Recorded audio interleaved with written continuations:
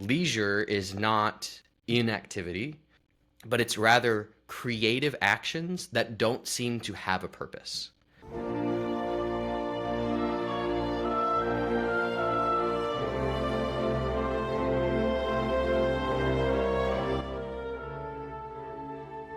Hello, everyone. Welcome back to All Good in the Brotherhood podcast, the podcast of the Benedict Project, hosted by me, Brother Francisco Whitaker, deacon and monk of St. Vincent Archabbey in Latrobe, Pennsylvania, and one of my two co-hosts, although the other one hasn't been around in a hot minute, my older brother, Tom Whitaker.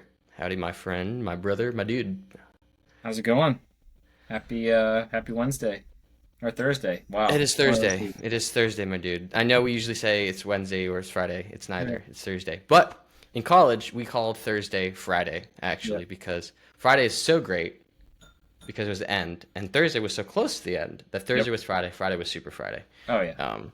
So that was a weird thing we did in college. But That anyways, sounds like a college thing. That definitely oh, sounds like a college 100%. thing. You There's gotta live also for the other names for weekend. Thursday too, but You live for the weekend in college. So. well, that's Which is an interesting, actually, yeah. that Yep. like basically speaks to directly what we want to talk about. So let's jump into that. Living, living for the weekend, is that a healthy mindset? And is there a healthy way to have that mindset? Hmm. Because we'll segue into what our topic will be. So if you're still wondering what that is, hang tight. Well, what do you think? Is there a healthy way to live for the weekend? Or is there a healthy way to spend the weekend? And yes or no, whatever you want to say about that. Yeah. Well, I'd say those are two different questions. Is there a They are. healthy Oh, way to they live for the 100% are. So, Yeah, yeah. So healthy way to live for the weekend. I will just start off by like I don't know if I've ever heard a context where that phrase means probably anything other than kind of living it up on the weekend. hmm So not necessarily like, oh wow, I'm really gonna be the best version of myself this weekend. It's more like Right. it's more along the lines of, oh man, I'm really just gonna go hard this weekend. Whether it's partying, drinking, whatever. Like it generally has a context of I'm gonna lose myself this weekend. Mm, I'm gonna forget about everything. yeah. I'm gonna get lost in something, and I think that is there's an inherently problematic nature to that context because it's about trying to, in my opinion, in most cases, forget about your duties, forget about your responsibilities, forget about the things that may be part of your state in life, whether you're a student, whether you're a young professional. There's definitely that connotation of I just everything is too much for me and I can't hmm handle this, so I need to escape. So there's escapism, and I think escapism is generally in almost all senses going to be to your detriment. It doesn't mean that you can't engage in things that kind of make you forget about, sometimes when you're playing sports, you're out on an ultimate frisbee field, you're probably not thinking about any of the job stuff, school stuff, etc. Right, right. But it's okay to get lost into something, but to specifically seek out an escapism of some sort, generally Mm. speaking, not going to be a good thing. Is there a good way to enjoy the weekend, to live it up even on the weekend, if you will? I would say so. There's definitely good quality. Partying seems like, even just saying the phrase partying kind of seems superficial. But I would say what generally, like, as a young family, the dad of a young family, we have great parties on the weekend sometimes. Not every weekend, but like, Sure. Yeah, yeah. we'll have friends over for a barbecue, we'll have some drinks, we'll play some games, we'll laugh, we'll have hmm good companionship. And you'll get done with a party like that and be like, wow, that was a lot of fun. Like that was great. And some people might be like, that's your version of living it up on the weekends as a young family. And I think there can be more wholesome aspects to that. Again, we're not seeking an escape. We're not like surrendering all of our, will and time to just something that's going to absorb us for, 24 to 48 hours. Yeah. So yeah, in a nutshell, living for the weekend, I would say almost always probably is not healthy, not to your, benefit of your soul. And then, maybe living it up on the weekend can still be. But like all things in moderation, so Well, what I'm hearing kind of as like the underlying difference is our intention towards the present moment.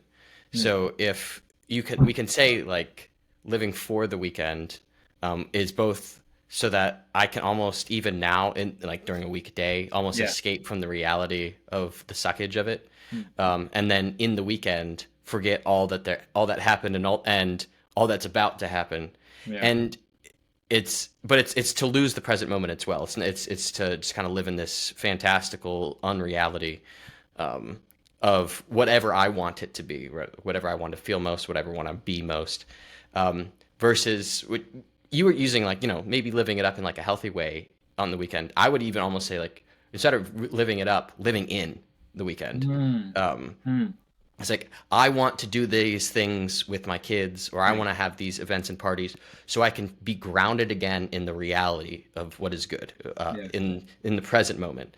My work this week, well, yes, I was in the present, I was doing it, kind of takes me out of what is most good in my life. It takes me out of what I want to be present to the most. And so then regrouping at the end of the weekend to kind of like re-engage with the yeah, present yeah, is what allows those things to be, we say live up, live in, live for, but really it's just to actually be present. And that's such a contrast to kind of the we in college calling Thursday Friday, Friday Super yeah, Friday, like just a denial of now in order to have something better yeah, versus accepting now. mm, And like you said, it can be okay to like get lost in something, but to me there's a difference kind of in getting lost in something for the sake of losing ourselves, mm, and getting lost in something in the sake of like lost in love of it.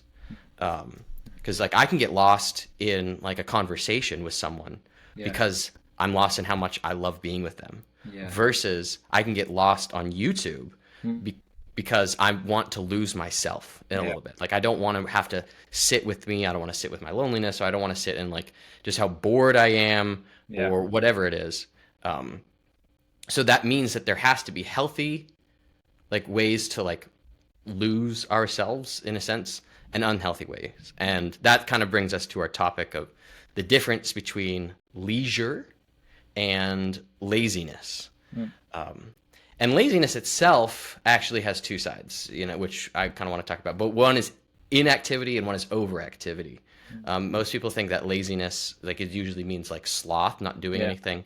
But sloth itself, actually, from the ancient, like monastics, carried both the weight of no performance and overworking, whatever drew you away from being you, in the moment at the time. Um, so leisure versus laziness. What are your before I launch into it? What do you understand the difference between like what is leisure versus what you would consider laziness? How do those conflict, if you want to use the word conflict? How are they different? And why is one good and the other not? yeah. Because if we do leisurely activities, they often can look lazy. So what do you think that means? That's yeah. You just hit upon, and this is great because this is something my wife Johanna and I have been talking about a little bit more recently.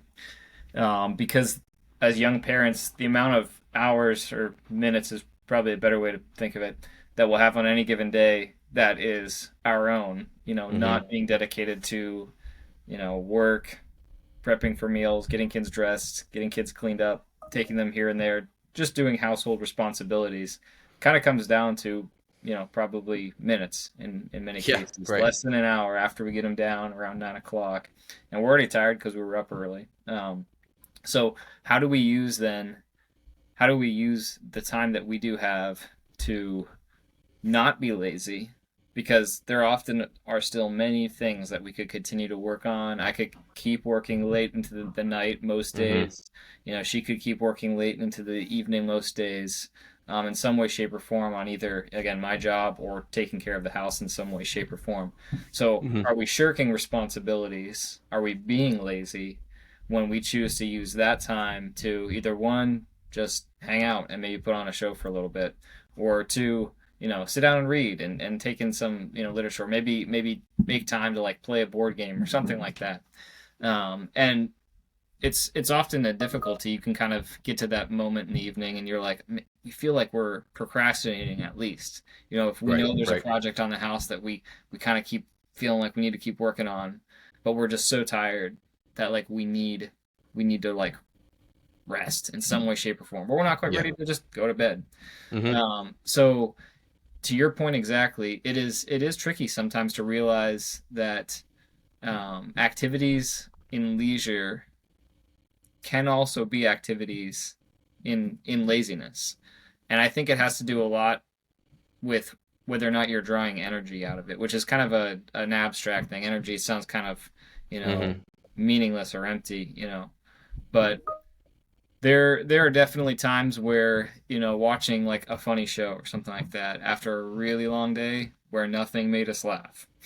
Nothing really Mm. kind of brought a little bit of like laughter to our hearts. Even though having kids is a joy, it's also really challenging. There's a lot of Yeah, yeah. exertion with that.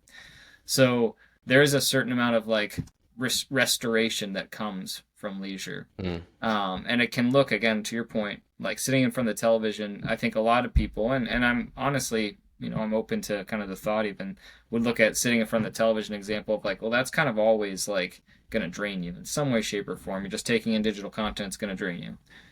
Yeah. It depends on the day, depends on the kind of the content you're taking in. The same could be said about podcasts. Some people just, I know, listen to podcast after podcast after Yeah, podcast. yeah, yeah. And at a certain point, I kind of want to tell when like live your life, man, or Mm. Hmm. like live your life. Like don't live through somebody else's stories and experiences exclusively or primarily. The same is about television. There can be many ways where we take something and we just have too much of it. We let it dominate our time, but in moderation, podcasts, shows, etc.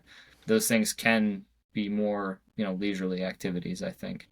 But it is tricky to figure out where the line goes. And I would say again, where at least Johanna and I kind of have come to stand is when we know something will give us energy to re-resume our duties and our responsibilities, it's worth taking the time to do that thing. Mm. Hmm. Even if there is always that steady laundry list of stuff that we got to do. Again, as a student, like, if there's always studying, there's always books you could reading. I mean, I know most people I've heard, the same with me. I'd probably had 100 to 120 pages of reading that I do on any given night.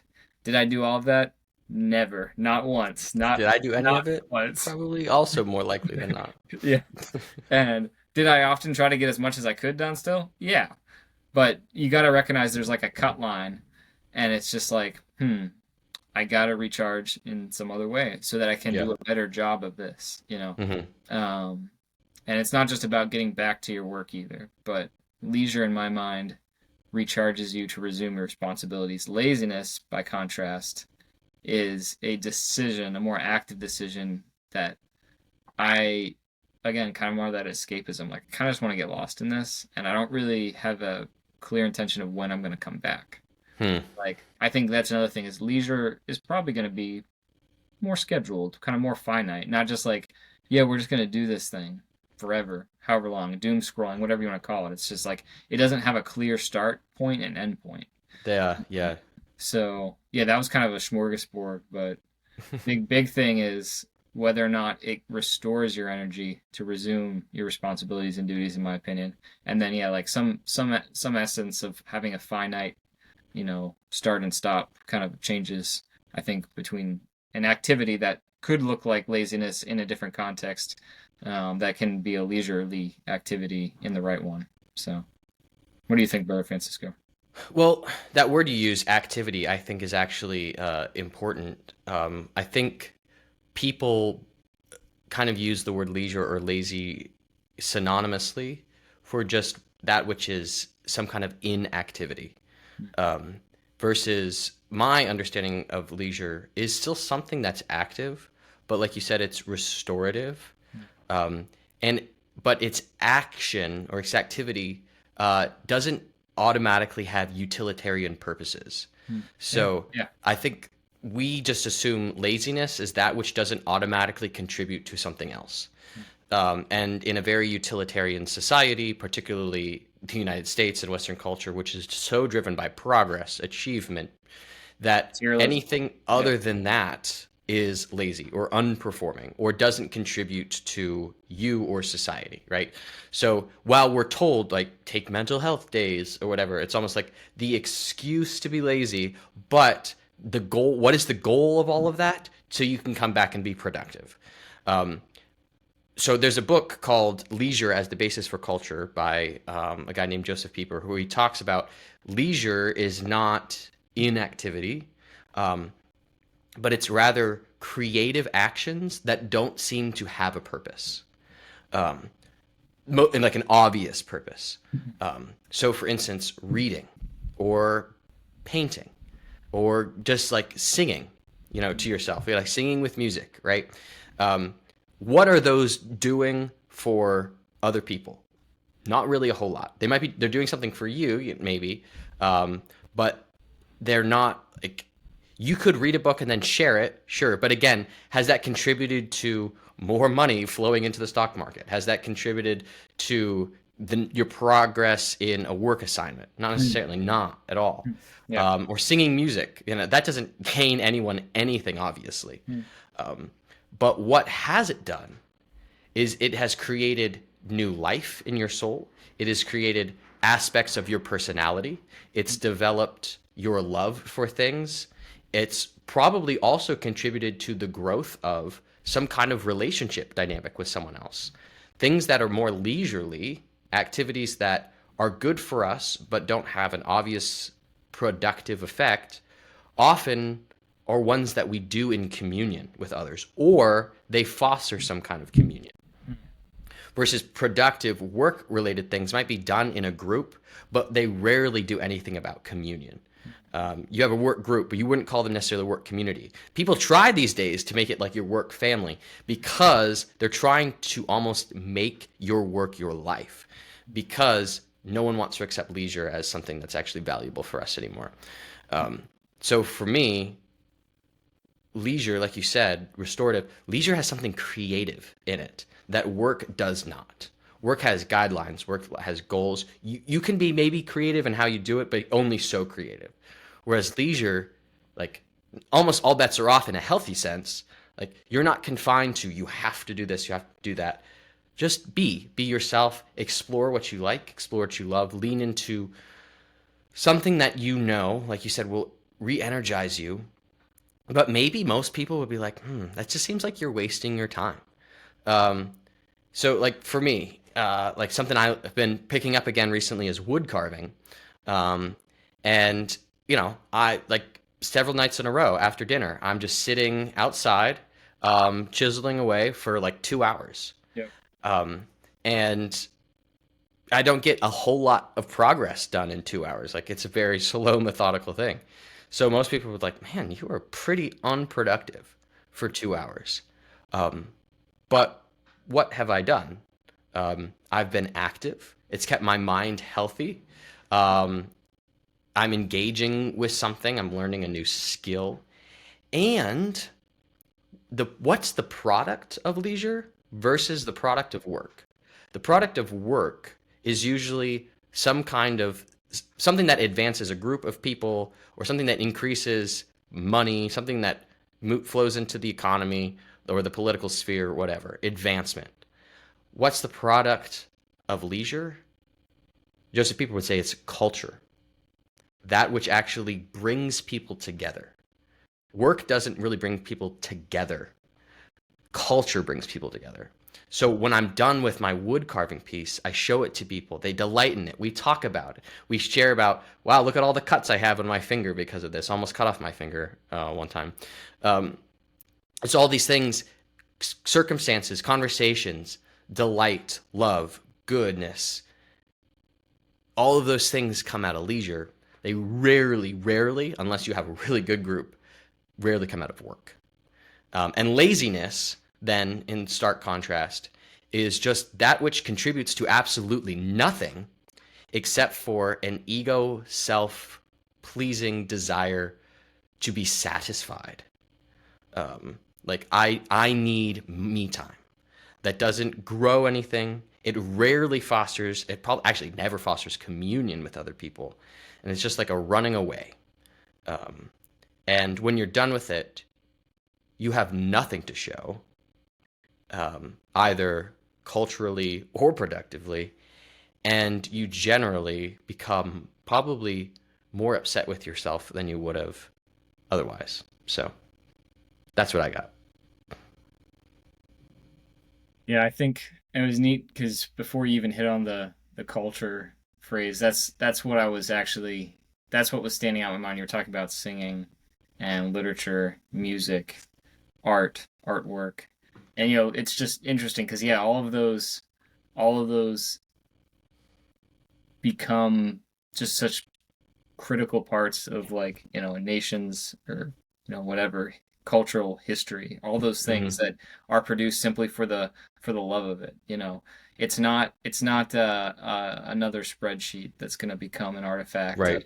Right. or another receipt or PowerPoint or whatever. It's going to be these things that somebody did because they simply loved to do it. And that's kind of interesting because you could still look at some of that and say they are producing something. Like you said, there's something that comes out of it, but it's not even just that there is an output. Like, oh yeah, well Right. you wrote a song, so now you have this thing that you wrote, or you painted a picture, and now you have like a thing for it. It's just that it embodies love, and it embodies a desire to do something deeper and more meaningful than, yeah, again, another, like the many things that many people work on in today's digital economy of, Microsoft this or Microsoft that. Mm-hmm. Um, wow, yeah, that is pretty interesting. It does make me think a little bit, even though about, um, then how is it possible, do you think? Is it possible to engage in in leisure that is inherently kind of uh consumptive, where you're consuming something else that you aren't yourself necessarily being creative, you know? Mm-hmm. There is not necessarily, again, not to fixate on like there needing to be something that kind of gets Yeah. complete Yeah. Yeah. Yeah. that, but do you think leisure can include just sort of consuming something? Yeah, you brought up like reading. I think that kind of fits the bill, but there is we can definitely understand, or even playing music. Like if you're playing a musical piece that somebody else wrote, you're Right. not really the creator. You're kind of just reproducing or um, you know, uh, continuing on from their creation in some ways. But yeah, what do you think about leisure for where you're consuming something like television or music, Yeah. whatever? See, to me, that's a really tough question. Yeah. Mainly because if I give probably my true honest answer, it's super convicting. Hmm. Because I think my genuine honest answer is that probably very, very rarely Hmm. is consuming something just for the sake of kind of like, I don't know, relaxation or like be entertained, whatever. Um, could that really be leisure? It's convicting because I know I do it. Yeah. I do a lot less of it, and I notice how much happier I am. Hmm. But I think what might be, and this is something that like Joseph Pieper doesn't get into, so this is just like my idea on this kind of. It really depends on the intention into which you go into that kind of consumption of material, Hmm. and maybe if there is a community surrounding you. So Hmm. like you said, sometimes like you just like watch something with Johanna to get a laugh, right? Yeah. Well, laughter is so good for us. Hmm. And shared laughter is Yeah. twice as powerful, Agree. right? I can laugh at a goofy video, um, but the kind of entertainment is it's only mild. But laughing with someone else, now we have a bond, Hmm. and there's something we have shared Hmm. together. And as far as like culture goes, I can't think of something better culturally or communally building than laughter. Kind of just like sharing deep personal things Hmm. builds bonds. Goofy laughter Yeah. like builds a different kind of bond that we also desperately need in our lives. Yeah. So I think the intention. So if like a place probably we need to be more wary, and I know I need to be more wary, is when I'm doing something like that on my own. Mm. Like I'm just like on my phone, or I'm just like going down to watch hockey again by myself. Like, is this because I just don't have anything else to do, and I'm just kind of like, blah, I just like want to shut my mind off and not have to think about anything, Mm. or oh, I'm so bored. I need to be entertained. Um, or is it something like, okay, like there's a winding down that I need. I might not actually have any kind of energy to do like anything else. Yeah. Um, but I recognize that there's still some kind of need, some still kind of desire that's healthy. Yeah. Um, that maybe something outside could help foster that. Mm. Um, and that's going to be a super individualized Yeah. reflection. And maybe there like you could have it justified or like good on Monday, but then doing the exact same activity on Tuesday could be totally different. Yes. Totally agree. So again, that's not really an answer, I don't Mm. think. But and Well, I it is. hate like the answer of like, well, it depends on the person because I just think that's such a cop out. Yeah. Um, that's kind of so I'm But copping out. intention matters, and it's why when you're asking yourself the criteria for, like what's a sin, it involves that as well. And that's not to say that you can't commit sins, um, or that they're not sins simply because like you didn't know or you didn't understand this. Like there are things that are still clearly this is just wrong. Doesn't matter if you didn't understand what Right. it was or what you were doing. But I think it's just important to say it is a valid criteria for that decision of like, is this escapism? Mm. And I think that's again back to in my mind where there's a pretty clear line too is like, are you running away? Are you purpose just like going to drink? There's a massive difference between having a drink or a couple of drinks with some friends because you want that community, you want that friendship, Mm-hmm. Mm-hmm. you want the as Thomas Aquinas say, like the ability to find things funny that might not otherwise be funny to you. Yeah. Yeah. Um, and and you just want that for the purpose of the community, as opposed to drinking alone simply because you kind of want to tone down whatever the voices, the pain, the Mm. loneliness, etc. One is escapism. One is actually the opposite of escapism. It's kind of like what you said. It's more living in that present moment. Yeah. You know. So I think the same, in my opinion, would apply to consumable forms of entertainment. Is like, are you running away from X, Y, or Z? Are you in a place like as a person like if you have a really lousy day and you're bored, lonely, sad, tired, etc. And you step towards like, well, I'm just gonna binge watch television tonight. I don't I'm like order pizza myself, and the other thing is I think is worth acknowledging is that kind of that kind of escapism is laziness, which very likely can lead you into other temptations too. Oh, You know, absolutely.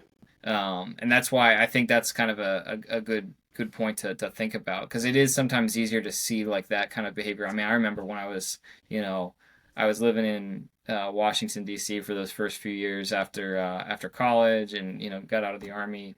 And yeah, there was more often than not, I was bored, I was lonely, I was tired on those evening nights, weekend nights, etc. Yep. And yeah, be like, you know what, I'm just gonna make myself some junk food and watch some television. And you know, be it as it may, those things often, those habits of laziness, and that's not Mm-hmm. leisure, that's definitely Nope. laziness, Yep. will Yep. 100% lead you towards other struggles and temptations as well.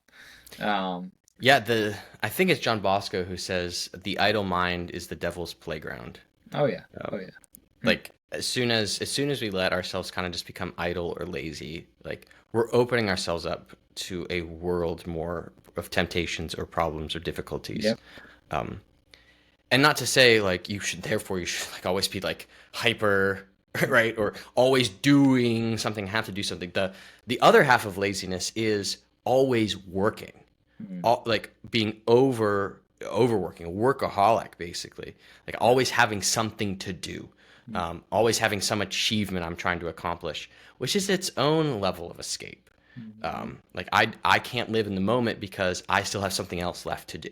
I'm not comfortable with myself until I made this achievement. And as soon as that's achievement done, I move to the next one and to the next one. Yeah. Potentially driven by the desire for affirmation or a feeling that like I'm only as good as my achievements. But also like I don't want to live with, whatever I feel like I am right now in the present moment. So I'll just continue to project myself towards future goals. I think laziness of inactivity is a desire to escape the past, and laziness of overworking is a desire to escape the future. Mm-hmm. And then leisure is an ability to actually live in the present. Yeah. That's fair. And I can say that I think, if anything, the older you get, the more, as I know we have all sorts of age groups that listen to this podcast, but specifically for those people that are either, coming out of college, wrapping up, starting their careers, starting their families, like it is very tempting, I think, in that window of time to feel like more is better when it comes to work, when it comes to Mm-hmm. those activity lists. I mean, I talked to, some friends of mine, some other guys, and they're often like kind of incredulous by how much work I will take on. Like, well, whether it's the types of projects, the amount of projects, I got side hustles and business things.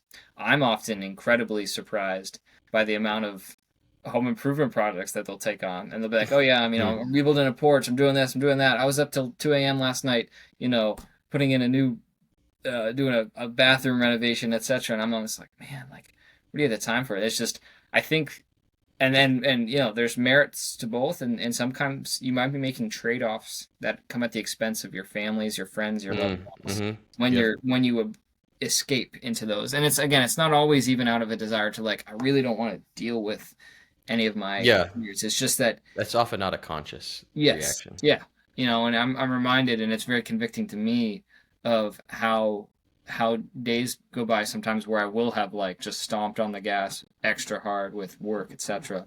And I'll be like, man, I've maybe prayed 10 minutes today, maybe not. Mm-hmm. Maybe that's how bad it is. And I'm like, man, I've said no prayers today.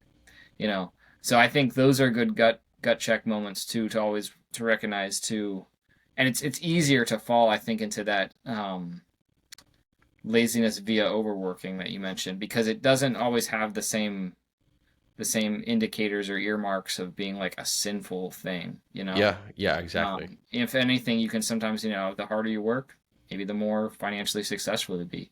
The more home improvement projects you've done, the better house, the better stuff will work. You'll feel like this has to be better because I'm being productive. Again, our westernized culture says, like, that kind of, financial success, great home, working, all that stuff. Like, we feel like that's virtuous almost, to like hit that Oh, even harder. I would say Um, productivity is like America's most lauded virtue, yeah, quote that's unquote true. virtue. So, That and be yourself, which is not mm, authenticity. I mm, find that completely different. Be yourself is be who you think everyone wants you to be, is actually mm. what they're saying. But that's a completely different Yeah, thing. But yeah, we no, should do talk about that one sometime. That's productivity, man.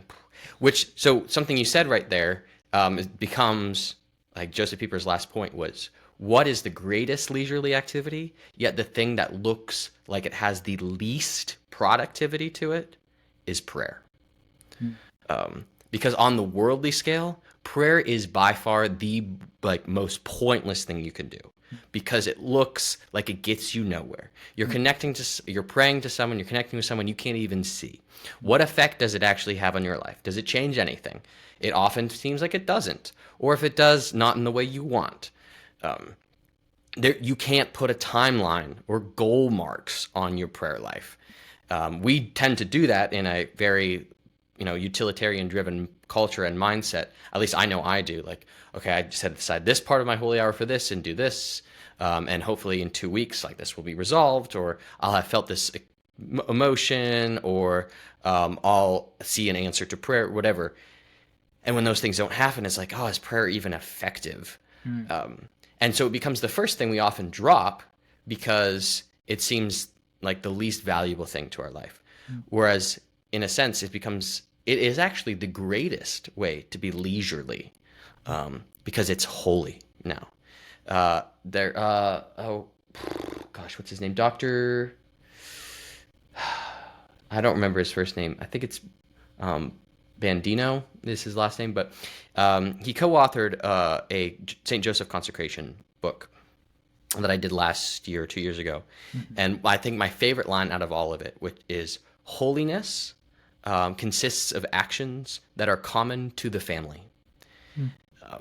And you were just talking about the kind of things you do as a family, right? Kind of leisurely. They're very basic. They're very simple. Or even just like common chores that don't really, on a grand scheme of things, have a lot of purpose or a lot of productivity. They're kind of just things you have to do. But that is where holiness is, because it is in those places that prayer can enter more definitively. And what better leisurely time that can a family spend than just being together, and then being together in prayer too. So that was kind of like the last point I wanted to talk about, was just like the importance of prayer underneath all of these things. So that eventually we can even take that prayer to our work. So while our work doesn't become necessarily a leisurely activity, it can be holier. Whereas laziness, since prayer has to move us out of ourselves, that's just the very nature of prayer. It takes us out of ourselves. Laziness it causes us to want to pull everything in. Screwtape says in the letters, like, we want to suck it in, he wants to give it out, he as in God, right? That in prayer is letting us give out of ourselves. Laziness is to suck it in, make it about us. The tension between ego and self-gift, which to me is the tension between laziness and leisure. Yeah, I think final thought for me for the prayer would, just that.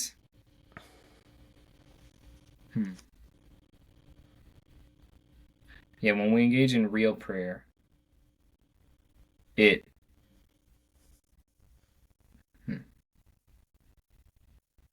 it never feels productive. Kind of like sometimes when you're having, whether it's like just really good goofy time or really deep time with a friend, like, it doesn't, like, if you sort of asked yourself again in this like productivity worship world that we live in, like, well, what was the value of that? Like, it's going to be kind of hard to pin down, if you can pin down anything at all. Like, Yeah. I think good, deep, meaningful prayer is kind of like that too, and yet we know that it still nourishes us in a way that no amount of checking any task lists, no amount of losing yourself, either laziness, again, whether it's the laziness of self-indulgence or the laziness of escapism and overwork, etc. It's no amount of either of those will ever kind of bring that peace and satisfaction that comes, like whether it's having like a really true deep friendship with somebody or entering in a deep prayer. It's just, on the flip side, I think it also can speak to why we have to be careful about going through the motions in prayer, because we can be lazy about our prayers. We can kind of just lazy in the sense of like, we just want to get them done really quick so that way we can get back to some other form of self-indulgence or some other form of escapism. Or you just become too practical and like regimented about it. And I'm saying this to a monk, which is kind of funny.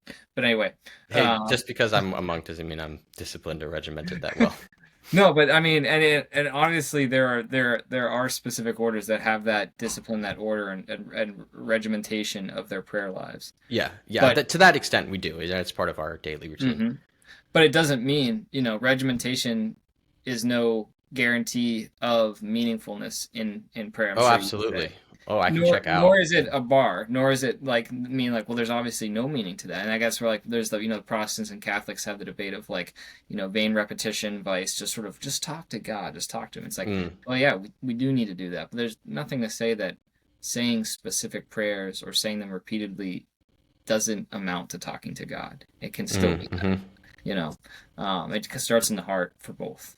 And because they often facilitate. you can also be the prayer that just basically gives a small, speech. Kind of ultimately, you're just trying to demonstrate your excellent vocabulary or just kind of how passionate you sound in front of a Let me group. tell you, God, what you already know, but in a Yeah, way that makes it sound like you don't.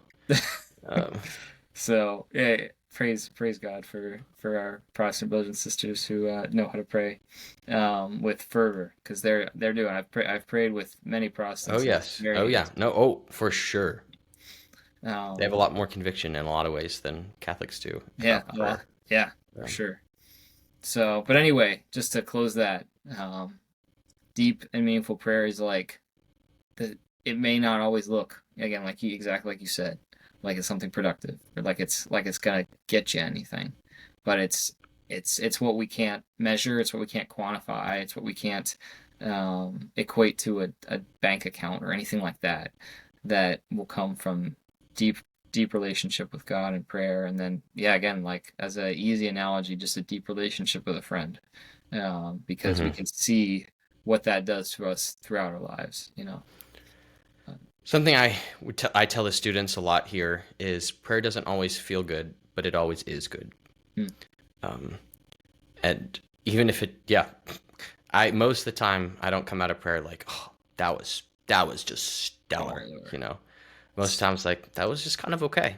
Hmm. Um, Hmm. but uh, it is yeah, I don't know, just like as Mother Teresa says, like prayer doesn't always change things, but it always changes us. Hmm. Um, and if especially in those places for our intentions or where we're going to seek laziness, prayer is a great source of purifying those intentions, Hmm. because well, our God is a consuming fire and fire purifies. Hmm. um, so that's what I got. That sounds like a good one to roll it up. Roll it up, Sweet. bro. Well, thank you all for joining us for another episode of All Good in the Brotherhood, podcast of the Benedict Project with your hosts, Brother Francisco and Tom Whitaker. Hopefully, we can get that other bozo, Nate, on here. Now, I'm Hey, not he's saying got that as some if he's news. being lazy. He is not being lazy and like Oh shrinking no. responsibility. He's actually very busy.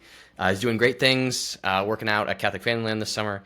And then give the guy a round of applause. He got accepted. Maybe, well, yeah, Maybe we'll let him. Maybe I'll we'll let let him say him. that. Yeah. He got accepted into something. So, and hopefully we could talk about that soon. Um, and yeah, what are the leisurely things you guys do? Hmm. How do you think that contributes to culture? And what are some areas maybe like we could, I don't know if you want to look advice or just communication on what are some like difficult places of laziness, Hmm. and how can we like challenge and invite each other out of it, Yeah. or And if questions you, on prayer. yeah, I'm Go saying ahead. if you disagreed with anything we said on this, to me, this is a very interesting because it's a very common. It's a daily thing. Like, how do I spend my time? How do I spend my free Yeah. time? Again, Hmm. I don't have a lot. Some people have a lot more than me. Some people have a lot less than me. Like, how do we spend it? So if you have some thoughts on that, feel free to share them, whether you agree or disagree with what we said. So, Yeah, but because that conversation is good leisure. yep. So, well, signing off from another episode. Hope you all have a good day and God bless. God bless. Take care.